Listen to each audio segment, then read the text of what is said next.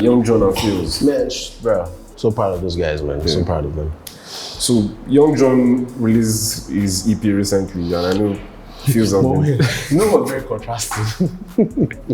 One is thinking about love, and one's thinking about Folake.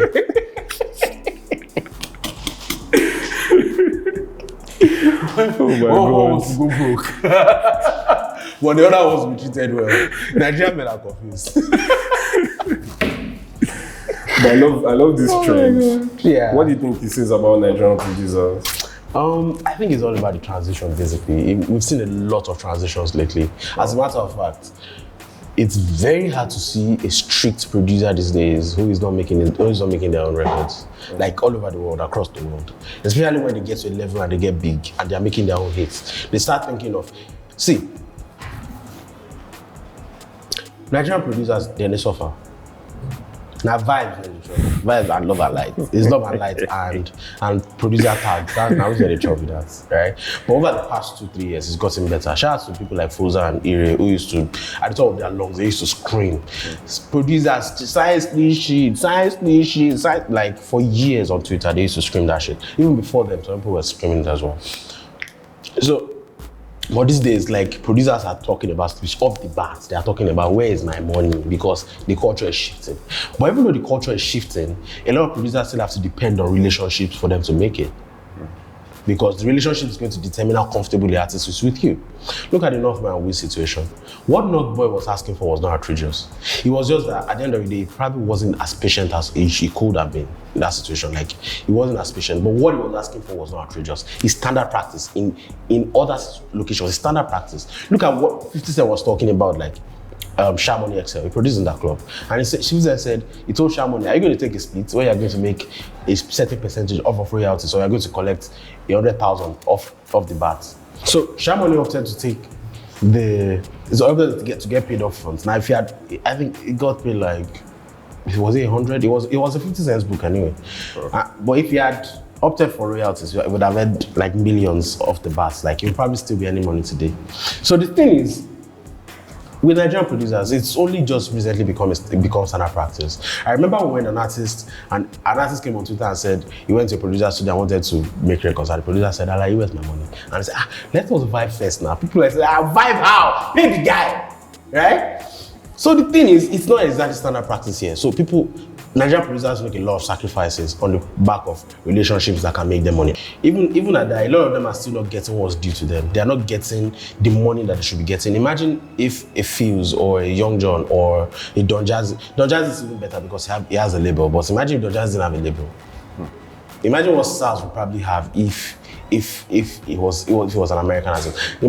Think about what Metro Boomin is making.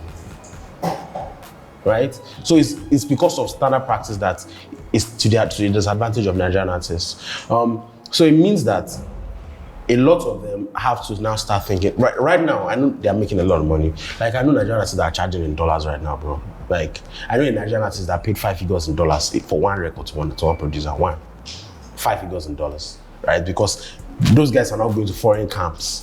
They see what obtains in foreign camps. Some of them produced on Beyonce's album. They see what obtains there. So it's very hard to now tell them that I can't pay you that year. I'm gonna tell you, you can't pay me, leave me alone. I'm chopping life now. So anyway, back to the point that I'm making. The point that I'm making is those guys, because the standards don't favor them, they have to look for alternative ways to make money. Like, it's just not that reality. And that's why a lot of them are transitioning to making their records. They want to be part of Afrobeats to the world as more than just producers. They want to start making their own records. They want to make their own hit records because now they can go to shows and perform. They can make money from brands because if you are behind the scenes, it's unlikely that you're going to make any money from brands. But now their face is out there. They have the records. They can go to shows and perform. So it's not just a Nigerian thing when you look at it. A lot of people across the years, like Swiss Beats started making music. Timbaland released like 2 or 3 albums. He had the project with Brandy as brand new that she was doing. Like Dr. Dre makes so money, even though he started in a rap group. He started as a producer, then joined a rap group. Then, even though he's still a producer, he's making his own records. Eminem is a producer as well. He's one of the biggest artists. He's possibly the biggest rap artist ever. A bunch of them. Kanye West was a producer. He was a rapper, then became a producer, then he came back to being a rapper. So, bro, But let's like Metro Boomin has released his own music. Weezy has released his own music. Michael made released an album. It made a soundtrack album for a movie, right? So it's across board that you're seeing people transition. David Guetta, people like David Guetta, Afrojack, the guy that died, Avicii. These guys are producers. Calvin Harris. Because even though DJs are making a lot of money, but the money from royalties from music, direct music, you can't, because if you are going to shows before and they are paying 50k per night, now they can be paying you 100k because they know you are going to perform your own records, which are big records. So that's the difference. Records are a difference maker for artists, and it's sustainable. Like that's what you're seeing right now. Rexy, Nifkeys is also making his own music now. Tempo is probably going to release music soon. Pheelz is an artist. Young Jonn is an artist. CS has released an EP. Rexy released an album. SARS has released 3 albums over the past 2 years. Bro, it's a norm now. ID Kabasa released an album back in the day. If you guys remember properly, OJB released music by himself. So it's always been a thing because these guys just need to sustain themselves and sustain their families and their futures. It's just what it's long and short of it. All right. Well, how do Nigerian producers make money? They make money primarily from royalties, or that's where they should be making money. So royalties. But the realities of, as composers, the realities don't favor composers here. Composers, for example, I've said it several times on this show. I was listening to this podcast where this guy said he was speaking with a songwriter. I can't remember the name of the songwriter right now. The person said, if you make a top 40 record on American radio, which favors composers more than the artists themselves, you are pretty much set to retire for life. A top 40 record. But here it's not like that. Because you are on the back burner. You are not getting what you're due. I mean, sometimes if you are smart enough and you know what the contract is and your lawyer is smart, you are going to get your due. But even though you get your due, at some point, who is collecting for you?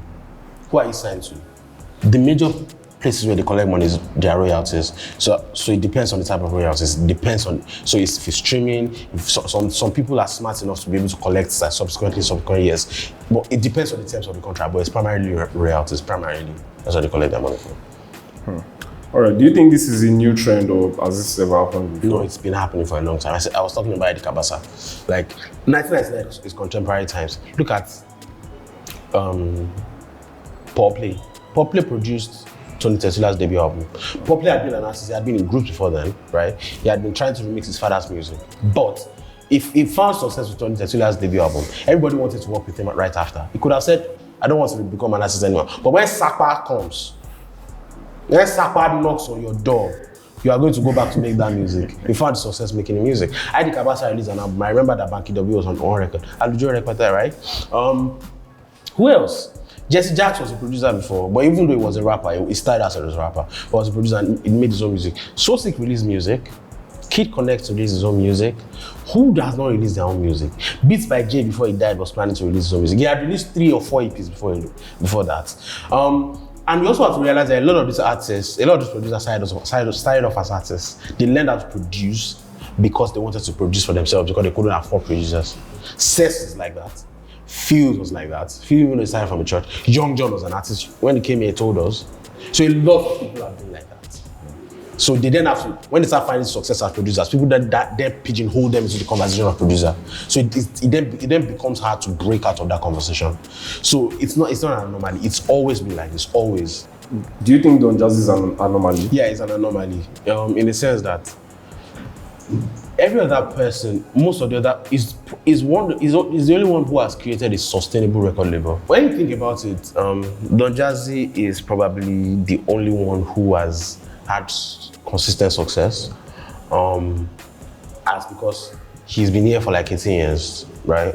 First as Mo Hits and now as Maven. The Mo Hits run was like 8 years. The Maven was going on at 9 or 10 years now. So bro, that's a long time.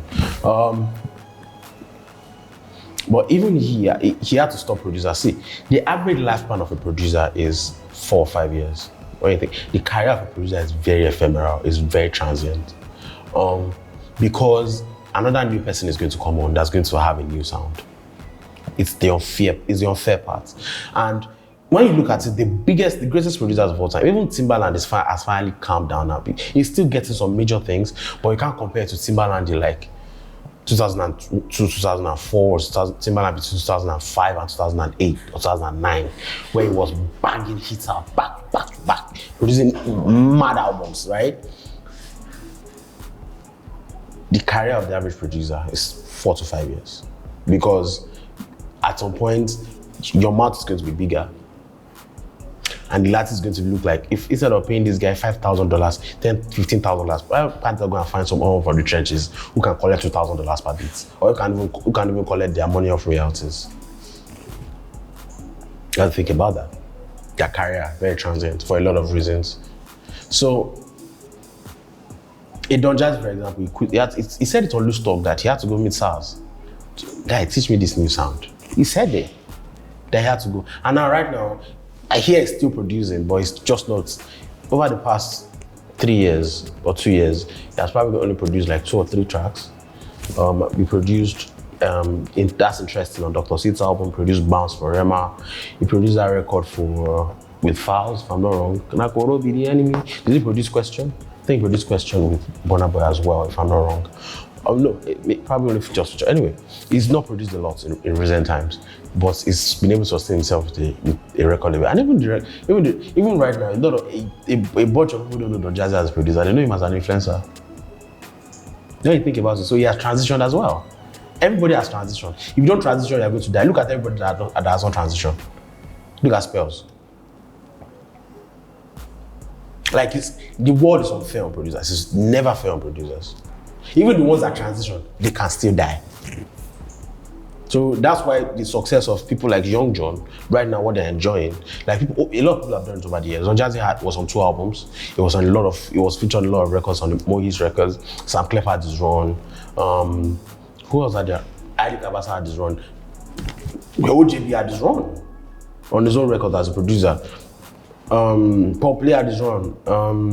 Who else is there? A bunch of people have had their success, they have found success as producers. But this time it's just because right now you can say that even though the opportunities look like they are wide open, the space is also saturated. So artists are struggling. So it's now producers that are making music. Like 2 days ago or 3 days ago, we were looking at the top 100, top 5 on Apple Music, top 10 on Apple Music, and the 2 of them had records in there.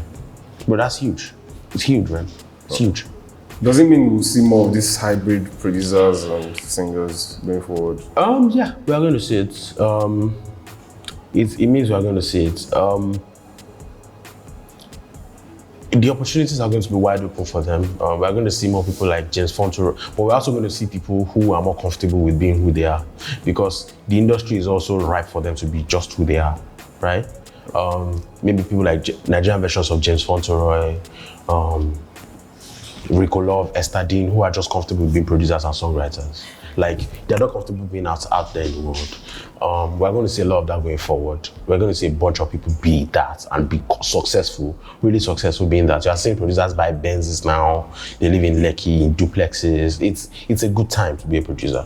So we're going to see a lot of that going forward. But we're also going to see people like Dr. Dollar, who have had artist dreams for the longest. And they'll say, you know what, regardless, I still won't blow. So sometimes it's a vanity project for some of them. But sometimes, because Dollar is rich, he doesn't have to make money to be rich. So you cannot sound as a vanity project. Go pay. Let me not say what to pay. Anyway, the point is, we're going to see a lot of that going forward. But it's a great time to be a Nigerian producer. And shout out to Young Jonn and Pheelz, and that's facts for me.